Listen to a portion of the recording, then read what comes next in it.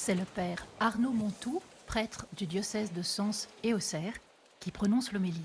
Chers frères et sœurs, nous venons d'entendre les paroles que le Seigneur adressait à Abraham pour lui dire sa promesse.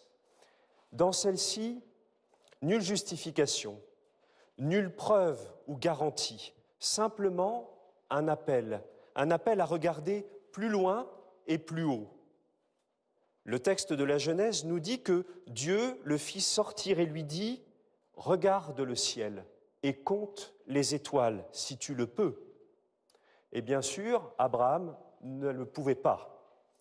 Alors Dieu lui déclara « Telle sera ta descendance ». Il fallait sans doute que Dieu tourne le cœur d'Abraham en l'aidant à tourner son regard dans les limites de ce monde, vers ce qui le dépassait, le ciel, les étoiles, vers ce sur quoi il ne pourrait jamais mettre la main, pour le détourner de ses certitudes, de ce qu'il croyait posséder, pour lui apprendre le prix des alliances, pour lui faire l'expérience de ce que ne se vit que dans l'incertitude, parfois dans le doute et dans l'inquiétude. Et le livre de la Genèse nous dit qu'alors Abraham eut foi dans le Seigneur et que le Seigneur estima qu'il était juste. Ainsi, la justesse du Père des croyants nous est présentée comme pétrie d'incertitude, ancrée dans un regard lancé vers le ciel, vers l'inconnu en fait. Notre carême, frères et sœurs, sera-t-il pour nous l'occasion de nous tenir nous aussi, comme Abraham, sur le bord du monde, un peu plus loin que nos terres de confort et d'habitude, pour réajuster notre lien à Dieu, pour réajuster notre lien à nos frères, à la création et peut-être même aussi à nous-mêmes, à notre propre vie. 40 jours pour reprendre de la hauteur au sein de notre quotidien, pour choisir ce qui nous fera vivre. Prendrons-nous le temps de prier pendant ces 40 jours? Prendrons-nous le temps d'écouter gratuitement ceux qui n'ont pas d'oreille dans ce monde, ceux qui n'ont pas une oreille amicale pour les écouter? Prendrons-nous le temps de lire pour penser, pour ouvrir nos esprits, pour rester libres vis-à-vis de toutes les tyrannies qui peuvent monter? Saint Paul, en s'adressant aux Philippiens, nous rappelle que nous avons notre citoyenneté dans les cieux et que c'est de cet au-delà du monde, un peu plus lointain encore que le ciel des étoiles que Dieu désignait à Abraham, c'est de là-bas que nous attendons notre Sauveur, le Seigneur Jésus-Christ. Et si Dieu appelle l'homme à regarder au dehors, comme il l'a fait pour Abraham, si c'est de là-bas qu'il vient pour nous sauver, ce n'est sans doute pas pour nous garantir un monde, une vie, des certitudes immuables. Souvent nous espérons cela, mais Dieu ne nous le garantit pas. S'il tourne nos vies vers sa venue, c'est que le dehors est notre vie, notre terre promise, et que c'est l'ailleurs qui nous rendra un jour pleinement à nous-mêmes. C'est ce que nous dit l'apôtre Paul quand il nous parle de la transformation de nos pauvres corps à l'image de son corps glorieux. Oui, nous serons transformés à l'image de son corps glorieux, nous qui avons perdu la ressemblance, ni nous qui nous sommes exilés en nous-mêmes.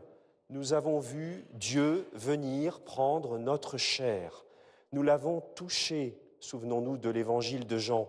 Nous l'avons vu, nous l'avons entendu, nous l'avons touché, nous avons mangé à sa table. Et c'est dans cette proximité, dans cette ressemblance que Dieu a prise par amour pour nous, que se joue désormais notre destinée. Nous le croyons, Dieu a pris corps et misère pour que dans nos propres corps, dans nos propres misères, nous puissions aussi être transformés et glorifiés. L'Évangile nous dit que l'aspect de son visage devint autre et que son vêtement devint d'une blancheur éblouissante. Ainsi, le Christ transfiguré ouvre-t-il ici même, ici-bas, l'horizon de la gloire à venir? Accueillerons-nous cet horizon dans nos propres vies? tissé de limites et de pauvreté, mais aussi tissé de capacité et de liberté. Dieu n'attend pas de nous une fuite de ses limites, une fuite de ce monde souvent inquiétant et inquiet. Il n'attend pas de nous une fuite de notre corps, que la maladie ou le grand âge nous rendent parfois insupportables. Cette fuite n'aurait rien de bon, elle n'aurait rien de sain, parce que c'est dans ce corps, parce que c'est dans ce monde inquiet que Dieu nous attend, et c'est là qu'il nous appelle à la conversion. Peut-être la conversion véritable est-elle d'apprendre à être nous-mêmes, sans rien rejeter de ce que nous sommes, sans être centrés sur nous-mêmes.